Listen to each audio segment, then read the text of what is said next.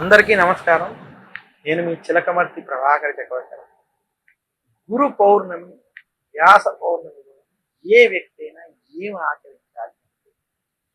ఈరోజు విశేషంగా ఈరోజు వ్యాసుల వారిని స్మరించుకోవడం పూజించడం.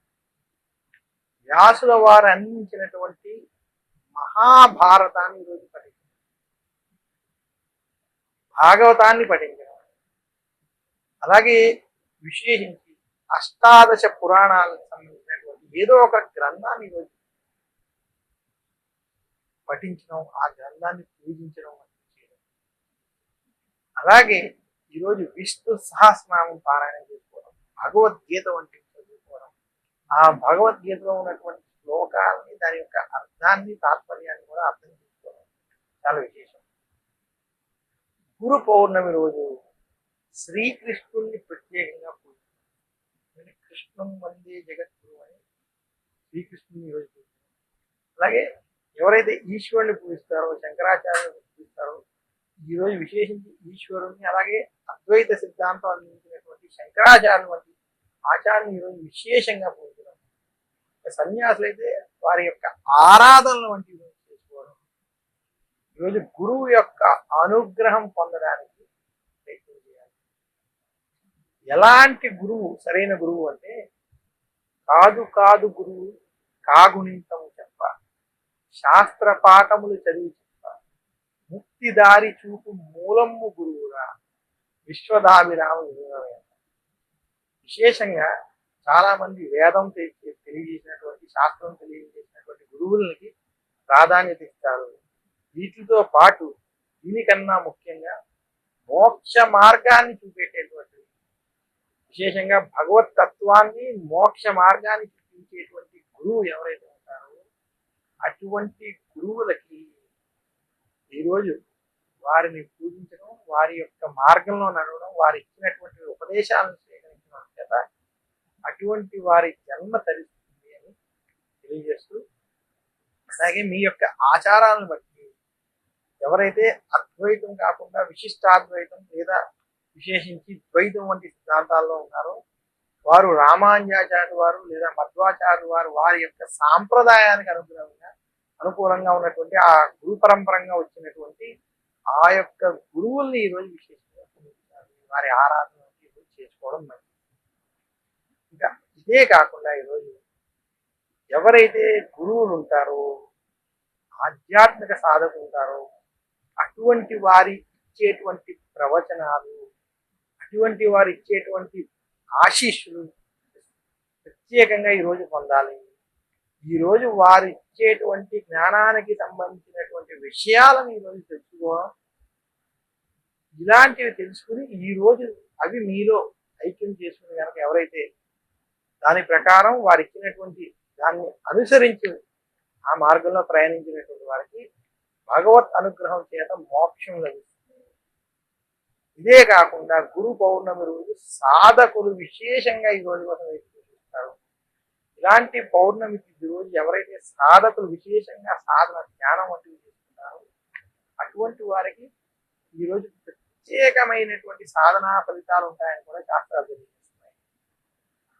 అందుకనే గురు పౌర్ణమికి ధ్యానం వంటివి, సాధన వంటివి చేసుకోవడానికి, మోక్ష మార్గం వంటి ప్రయత్నం చేసుకోవడానికి చాలా విశేషమైనటువంటి, ఆ మార్గంలో లేనటువంటి వారికి సగుణం వంటి వాటిలో ఉన్నటువంటి వారు ఈరోజు విశేషంగా గురువు ఆరాధన, కృష్ణుడి యొక్క ఆరాధన, వ్యాసుల వారి ఆరాధన, శంకరాచార్యులు వంటి వారి యొక్క ఆరాధన వంటివి చేసుకుంటూ వారు ఇచ్చినటువంటి జ్ఞాన సంపదని చదువుకుంటూ అందులో ఉన్నటువంటి ముఖ్యమైన విషయాలని పట్టుకుంటూ మోక్షానికి సంబంధించినటువంటి మార్గం వారు ఎలాంటివి తెలియజేశారో ఆ మార్గాన్ని పట్టుకుంటూ, అలాంటి గురువుని పట్టుకుంటూ శ్రవణ మననాదులు వంటివి చేసుకుంటూ మోక్ష మార్గాన్ని పట్టుకునేటువంటి సరైన మార్గాన్ని పట్టుకోవడానికి గురు పౌర్ణమి చాలా విశేషమైనటువంటి రోజు.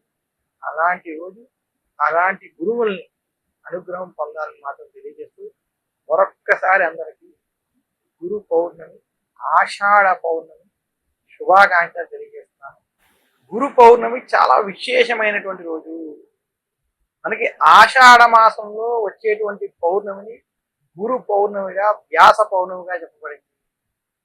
చాలా మంది గురు పౌర్ణమి అంటే దాని యొక్క విశేషం తెలియకుండా ఇబ్బంది పడేటువంటి స్థితి ఈ రోజు మనకు చాలా మంది చూడడం ఉన్నాం. అసలు గురు పౌర్ణమి వ్యాస పౌర్ణమి అని శాస్త్రాలు తెలియజేశాయి. వేద వ్యాసుల వారిని ఈ రోజు విశేషంగా స్మరించుకోవాలి. అందుకనే ఇది గురు పౌర్ణమి వ్యాస పౌర్ణమి. వేద వ్యాసుల వారిని ఈరోజు ఎందుకు స్మరించుకోవాలి అంటే, పూర్వం మనకి కృతయుగం, త్రేతాయుగం, ద్వాపర యుగం వరకు మానవులకి వేదాల మీద జ్ఞానము పట్టు ఉండడం, వారికి వేదాలు చదువుకోవడం, వినడం, వేదాలు చెప్పినటువంటి విషయాన్ని పాటించేటువంటి స్థితి, అటువంటి యొక్క తెలివితేటలతో, అటువంటి యొక్క ఆయుర్దాయాలతో జనాలు ఉండేవారు. ఇంకా కలియుగానికి వచ్చేటువంటి సమయానికి, కలియుగంలో మానవులకి అంతటి శక్తి కానీ, అంతటి తెలివితేటలు కానీ, అంతటి ఆలోచన పరిస్థితి కానీ ఉండదని, ఈ కలియుగ ప్రభావం వల్ల వారికి వేదాలు పూర్తిగా అందేటువంటి స్థితి ఉండదని గ్రహించినటువంటి వేదవ్యాసుల వారు వేదాలని 4 భాగాలుగా విభజించడం చేత ఆయన వేదవ్యాసుల వారు. ఇదే కాకుండా ఆ వేదవ్యాసుల వారు మనకి అష్టాదశ పురాణాలని, వేదాలలో ఉన్నటువంటి సారాన్ని మొత్తం అంతా కూడా ఈ అష్టాదశ పురాణాల రూపాలు, అలాగే విశేషించి మనకి మహాభారతం, భగవద్గీత వంటి వాటిల్లో ఇవన్నీ కూడా వ్యాసుల వారు మనకి అందించడం చేత, ఆషాఢ పౌర్ణమి రోజు ఆయన జన్మించడం చేత, అందుకనే ఈ పౌర్ణమికి వ్యాస పౌర్ణమి, గురు పౌర్ణమిగా చెప్పారు.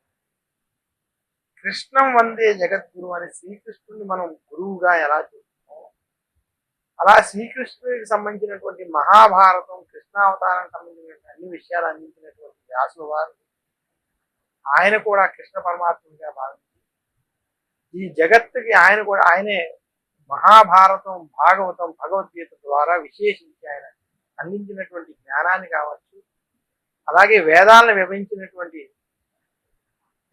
అందించినటువంటి జ్ఞానం కావచ్చు, విశేషంగా అష్టాదశ పురాణాలు ఇచ్చినటువంటి మహర్షి అయినటువంటి వేదవ్యాసుల వారిని గురు పౌర్ణమి రోజు ఖచ్చితంగా స్మరించుకోవాలి.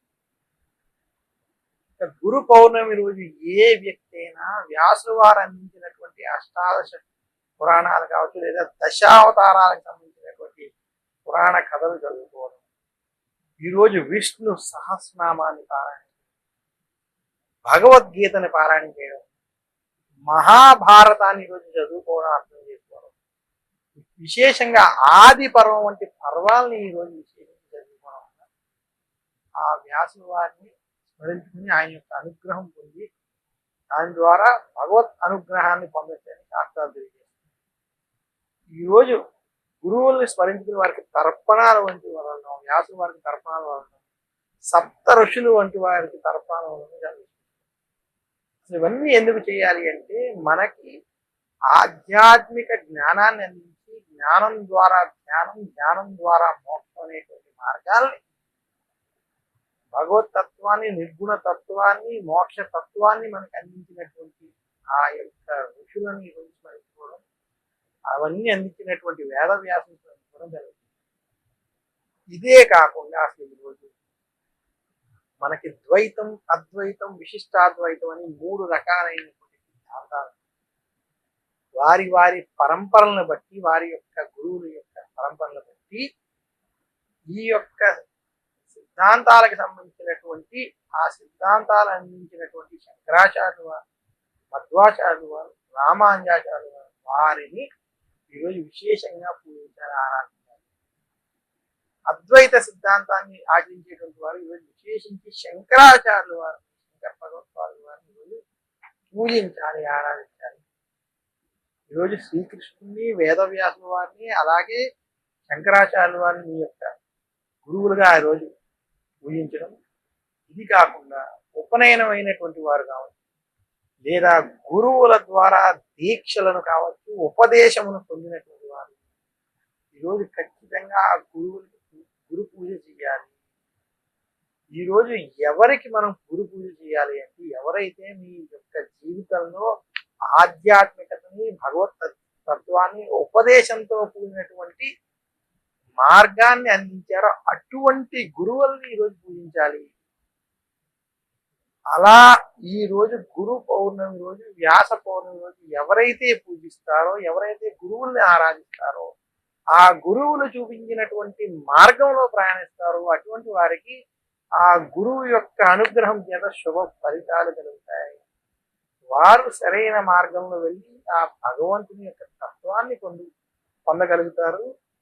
వారు ఆ భగవంతునికి సంబంధించినటువంటి మార్గాన్ని పట్టుకుని ఆయనలో ఐక్యం అవ్వగలుగుతారని శాస్త్రాలు తెలియజేస్తున్నాయి. ఇదే కాకుండా విశేషించి గురు పౌర్ణమి రోజు ప్రతి ఒక్కరూ వారికి జ్ఞానం అందించినటువంటి, అంటే జ్ఞానం అనగా శాస్త్ర జ్ఞానము, ఆధ్యాత్మిక జ్ఞానం, వేద జ్ఞానం, వారి ఈ మూడిట్లో ఎలాంటి జ్ఞానాన్ని ఏ గురువు ద్వారా పొందారో ఆ గురువుకి ఈరోజు సత్కారం వంటివి చేయడం, ఆ గురువు యొక్క పాదాలను వారు ఆశ్రయించడం, వారి యొక్క ఆశీస్సులు పొందడం చాలా విశేషం. అందుకని ఈరోజు గురువు పూజలు, గురువు వంటివి చేయడం వల్ల గురువు యొక్క అనుగ్రహం, మనస్సు ఆయన యొక్క అనుగ్రహం పొంది, గురువు యొక్క అనుగ్రహం ఉంటే దైవానుగ్రహం కలుగుతుంది మన యొక్క పురాణాలు తెలియజేస్తున్నాయి. కాబట్టి ఆ రకంగా గురువు యొక్క అనుగ్రహం పొందడానికి చాలా అనుకూలమైనటువంటి విశేషమైనటువంటి గురు పౌర్ణమి రోజు, వ్యాస పౌర్ణమి అని ఒకసారి తెలియజేసి మరొక్కసారి అందరికీ గురు పౌర్ణమి, వ్యాస పౌర్ణమి శుభాకాంక్షలు తెలియజేస్తాను.